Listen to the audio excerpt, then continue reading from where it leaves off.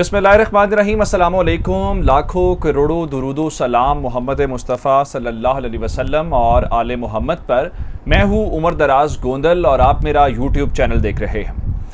आपको बहुत बहुत मुबारक हो कि पाकिस्तान के अंदर नया वज़ीर आज़म मुंतखब हो गया है और ये पाकिस्तान का 23वां वज़ीर आज़म है जिसने अपने ओहदे का हल्फ उठा लिया है। और इल्ला माशाअल्लाह हल्फ उठाने से भी पहले पाकिस्तान के कौमी ख़जाने को चूना लगाया गया है, उसके ऊपर हाथ फेरा गया है।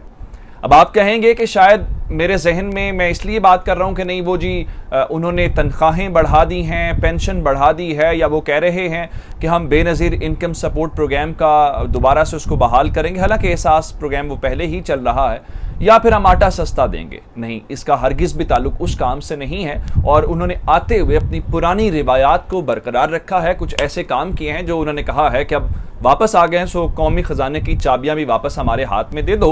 और अब ये इसका ताल्लुक जो है वो एक शरीफ ख़ानदान से है जो शराफत के तमाम तकाजे पूरे करेगा, ना कि इसका ताल्लुक रियासत पाकिस्तान के साथ है। दूसरे नंबर के ऊपर चल के बहुत खुशियां मनाई जा रही थी और मैंने आपको बता दिया था कि 174 वोट मिले हैं। वो जो 2 या 3, क्योंकि 172 चाहिए होते वज़ीर आज़म के लिए, वो जो 3 वोट है ना वो इनको बहुत तंग करेंगे। अगर इमरान खान हुकूमत में नहीं है तो ये हुकूमत, ये कंपनी नहीं चलेगी। वो जो खुशियां मना रहे थे वहाँ शोक का समा क्यों शुरू हो गया है? वहाँ जो एक पूरे का पूरा इत्तेहाद इकट्ठा किया हुआ था, उन सबके चेहरे क्यों लटक गए हैं? आखिर ऐसा क्यों हुआ है? अभी तो हनीमून पीरियड है, आज से ही फूट पड़ गई है, आज से ही तकसीम की बातें शुरू हो गई हैं, आज से ही रोना शुरू हो गया। इसके ऊपर भी मैं आपके सामने बात करूंगा। और फिर जनाब आली, सुप्रीम कोर्ट जो आमतौर पे आज पाकिस्तान में आजकल रात को भी खबरें देती और रात को भी फैसले देती है और आइन और कानून के ऊपर अमल दरामद करवाती है, उससे भी एक बड़ी खबर आई है जो मैं आपके सामने रखूंगा। इस्लामाबाद हाई कोर्ट से भी खबर है। ये तमाम डिटेल्स आपके सामने रखूंगा। लेकिन अगर आपने अभी तक चैनल सब्सक्राइब नहीं किया और आप चाहते हैं कि आपको मुस्तनद और बर वक्त खबरें मिलती रहें तो हमारा चैनल सब्सक्राइब कर लीजिए, बेल आइकन के ऊपर क्लिक कर लीजिए ताकि हमारी आइंदा आने वाली वीडियोज़ बर वक्त आप तक पहुँच सके। आरिफ अलवी साहब आज अचानक से बीमार हो गए, हालांकि वो ठीक थे। मैंने आपको खबर दे दी थी कि वो हल्फ नहीं लेंगे। दूसरी मैंने खबर दी थी, 2 ही ऑप्शंस हैं, वो हल्फ ना लें और या फिर वो इस्तीफ़ा दे दें। तो फवाद चौधरी ने कह दिया था इस्तीफ़ा नहीं देंगे। मैंने आपको पिछली वीडियो के अंदर ये बात बता भी दी थी। उसकी वजह यह है कि सदर को हटा नहीं सकते। किस तरह नहीं हटा सकते कि 2/3 मेजॉरिटी ही इनके पास नहीं है और 2/3 मेजॉरिटी से हट के इनके पास ओवरऑल नंबर भी नहीं है इलेक्टोरल कॉलेज के अंदर के नए सदर को ये ला सकें। तो अगर आपका ख्याल ये है और आप समझते हैं कि मौलाना फजलुर रहमान इस पाकिस्तान के सदर बन रहे हैं तो आप चैन की नींद सो जाइए। मौलाना फजलुर रहमान की हसरत ही रह जाएगी। कम अज़ कम मुस्तकबिल करीब के अंदर जो है वो जिस तरह की शहबाज शरीफ का अचकन पहनने का ख्वाब पूरा हुआ है, वो मौलाना फजलुर रहमान का अचकन जो है वो पहनने का ख्वाब पूरा नहीं होगा। अब आरिफ अलवी साहब जब बीमार हुए तो उसके बाद ही चेयरमैन सेनेट सादिक संजरानी साहब जो हैं, जो कायम मकाम सदर थे, उन्होंने शहबाज शरीफ से हल्फ लिया है।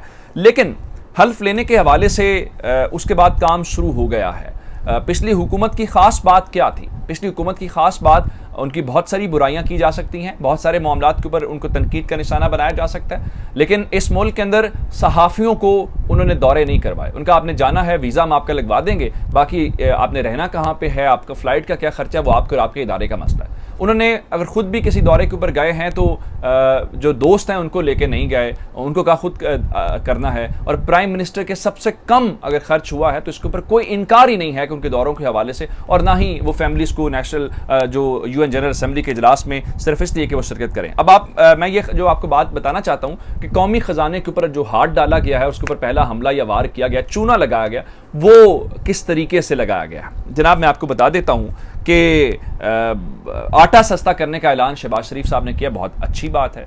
उन्होंने कहा जी ख़जाना खाली है, और उन्होंने कहा कि जनाब ख़जाना खाली है और उसके अलावा ये सबसे ज़्यादा खसारे वाला बजट है। ये ख़जाना खाली है तो 10% पेंशन इजाफी कहाँ से देंगे? ख़जाना खाली है तो ये 10% जो तनख्वाहें बढ़ाई हैं वो कहाँ से देंगे? ख़जाना खाली है तो कम अज़ कम उजरत 25,000 कैसे कर देंगे? ख़जाना खाली है तो आटा सस्ता कैसे देंगे? ख़जाना खाली है तो फिर ये सस्ती चीज़ें कहाँ से करेंगे? कोई खौफ खुदा करें, जो बात है उसको माने, जो गलत है उसको गलत को गलत कहें, सही को सही कहने की हिम्मत पैदा करें। फिर बेनज़ीर इनकम सपोर्ट प्रोग्राम, ठीक है, जरदारी साहब आपकी बगल में बैठे हुए थे, अच्छा कि आपने घसीट के उनकी चीज़ साथ लगा ली। और दूसरे बिलावल भुट्टो जरदारी भी बैठे हुए थे, तो उनको खुश करने के लिए आपने बेनज़ीर इनकम सपोर्ट प्रोग्राम का नाम लेना था, ले लेते, लेकिन एहसास प्रोग्राम भी है, तहरीक इंसाफ ने उसका नाम एहसास कर दिया होगा, लेकिन प्रोग्राम वो शुरू है, उसको बंद नहीं किया गया। आप चाहें तो आप रिकॉर्ड देख सकते हैं। लेकिन अब आते हैं इस बात की तरफ कि चूना लगने वाली बात के ऊपर। इमरान खान जी बड़े कहा जा रहा है कि उनकी गवर्नमेंट डिलीवर नहीं किया, बड़े नालायक वजीर आजम थे, बड़े नाअहल वजीर आजम थे। ये आज हमने शहबाज शरीफ की ज़बानी सुना कि इनकॉम्पिटेंट जो हुकूमत थी इस हवाले से। लेकिन मैं आपको बताना ये चाहता हूँ कि प्राइम मिनिस्टर जब तक वजीर आजम जो है वो ऑफिस के अंदर रहे, और प्राइम मिनिस्टर के अंदर रहते हुए उन्होंने क्या किया कि उनका जो ज़ाती घर था जिसको वो बनी गाला कहते हैं, उस बनी गाला के हवाले से खबर ये थी कि उसको उन्होंने प्राइम मिनिस्टर ऑफिस का दर्जा नहीं दिया था, बल्कि वो उनकी ज़ाती रिहाइश गाह थी। इसका मतलब ये था कि वहाँ पे जो तमाम अखराजात थे वो वज़ीर आज़म साहब खुद उठाते थे, और वहाँ पे क्योंकि जब आप किसी चीज़ को डिक्लेयर वज़ीर आज़म ऑफिस कर देते हैं तो इसका मतलब ये होता है कि वो तमाम अखराजात जो होते हैं वो गवर्नमेंट के खर्चे से जाते हैं, वो एक्सचेकर के जो कौमी ख़जाना है वहाँ से जाते हैं।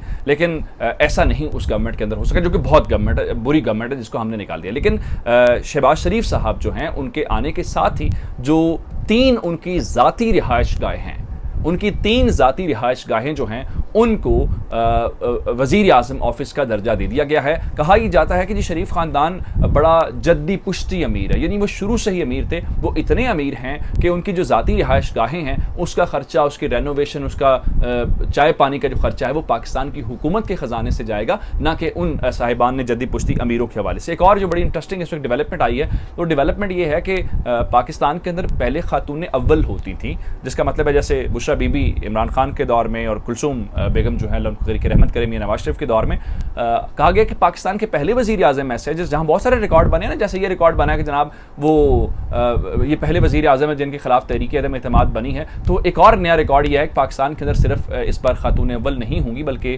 खातून दोइम भी होंगी, और बाकी इस किस्म की बातें की जा रही है। और खातून अव्वल कौन होगी ये भी टॉस है, क्योंकि मियाँ साहब की जो बेगमात हैं शरीयत के मुताबिक मैं जो बात कर रहा हूँ कि वो ज़ाहिर बात है एक नहीं है, वो एक से ज़ायद है। तो इसलिए अब देखना यह है कि वो क्या फैसला इस बारे में करते हैं फिर, और जो बातें हैं वो भी हम सुन रहे हैं। अच्छा, एक और बाजी, खुशियां मनाने वाले सोग में कैसे तब्दील। हुकूमत ने आज सिर्फ एक तो आज बड़ी ज़्यादती की कासिम सूरी साहब ने, उन्होंने बिलावल जरदारी की तकरीर से पहले ही ऐवान को 16 अप्रैल तक जो है उसको मुलतवी कर दिया। अब खुशियाँ मनाई जा रही थी, और खुशियाँ अभी तो हनीमून पीरियड है गवर्नमेंट का, अभी तो बहुत अच्छे बयानात होने हैं, हम सब तब्दील कर देंगे, माजी में ये कुछ हुआ, ये गलत हुआ। लेकिन आज अभी इजलास ख़त्म नहीं हुआ, फूट, तकसीम, लड़ाई, वो सब कुछ हो गया। मैं मुनहरिफ अरकान की बात नहीं कर रहा, मैं और बात आपको बताने वाला हूँ। इस हुकूमत ने 174 वोट आज प्राइम मिनिस्टर ने लिए हैं, 172 चाहिए होते वज़ीर आज़म बनने के लिए, जिसका मतलब यह कि 2 वोट ज़्यादा हैं उस अक्सरियत से। तो इसका मतलब है हम कहेंगे 3 वोटों के ऊपर हुकूमत खड़ी है, क्योंकि 171 हो गए तो इसका मतलब है अक्सरियत आप खो देंगे। लेकिन आज आपने बेनज़ीर इनकम सपोर्ट प्रोग्राम का जिक्र किया, बहुत सारे जिक्र किया, लेकिन जो मुआहिदा हुआ था एमकेएम के साथ आज उसका जिक्र नहीं हुआ। जैसे ही तकरीर खत्म हुई तो वसीम अख्तर ने मीडिया से बातचीत की है, और वसीम अख्तर के मुताबिक उन्होंने कराची पैकेज के हवाले से कोई बात नहीं की। एमकेएम ने पर्ची भी भेजी और उसके बावजूद कोई जिक्र नहीं हुआ, कोई बात वहां पे नहीं हुई। इसका मतलब ये है कि ये अचकन तो लीरो लीर हो गई है। और फिर इस हवाले से कि वो इमरान खान जो हैं उनकी हुकूमत तो चंद वोटों के ऊपर खड़ी थी, वो नहीं चल सकी। और अगर इस हवाले से एमकेएम के जो 6-7 वोट हैं अगर वो निकल गए तो क्या करेंगे, आपको तो सिर्फ 3 वोट निकालने हैं। और उस हवाले से एक और बात है,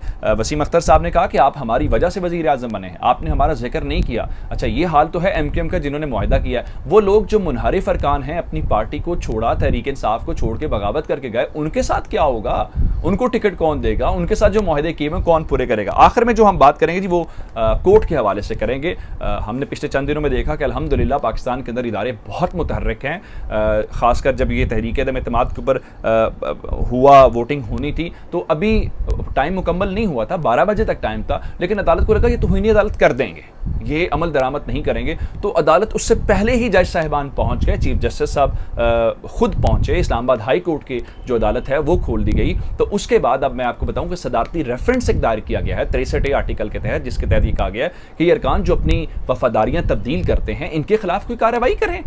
5 रुकनी बेंच है, खबर ये आई है कि कल वो 5 रुकनी बेंच जो है वो इस केस की समाअत नहीं करेगा और कॉज लिस्ट से इस केस को डी लिस्ट कर दिया गया।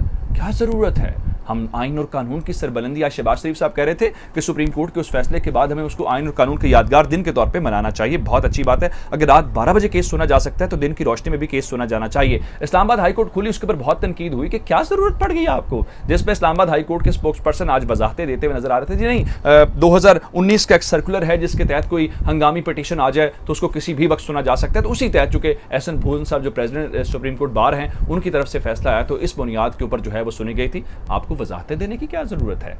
ये कल अवाम की अदालत के बाद तो नहीं सारा कुछ हुआ। चैनल सब्सक्राइब कीजिएगा। आपकी समातों का बहुत शुक्रिया। खुदा हाफिज।